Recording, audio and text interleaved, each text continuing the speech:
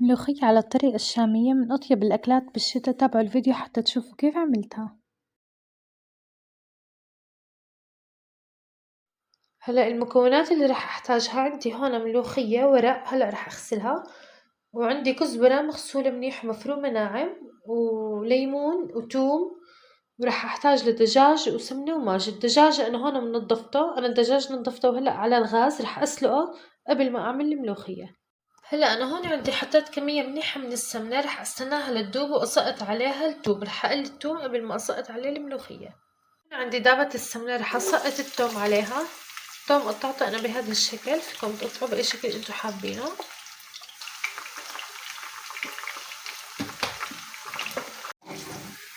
هون التوم تقريبا جهزت عندي، راح اسقط عليها الكزبرة وفورا راح اطفي الغاز مشان يضل لون الكزبرة اخضر، ما بدي يسود معي.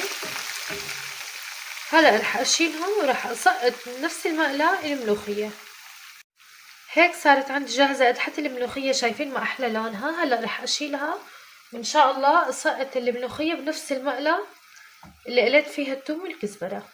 هلا بعد ما صفيت الثوم والكزبرة سقطت بنفس المقلاة الملوخية. اذا حسيتوا انه بدها شوي سمنة بتضيفوا كمان سمنة، انا هون حاسستها تمام. هلا رح اقلبها شوي شوي. طبعا هون الملوخية انا عندي غسلتها وصفيتها منيح من المي. هلا هون عندي الملوخية تقريبا اتقلت جهزت.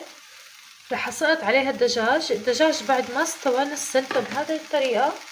بعد ما سقطت الدجاج حطيت معلقة صغيرة من الماجي بودرة وفنجان مي صغير من مرقة الدجاج. فيكم تحطوا مي عادية، انا حطيت مرقة الدجاج اللي مسلوق عندي، او معلقة صغيرة من الماجي مع فنجان مي صغير.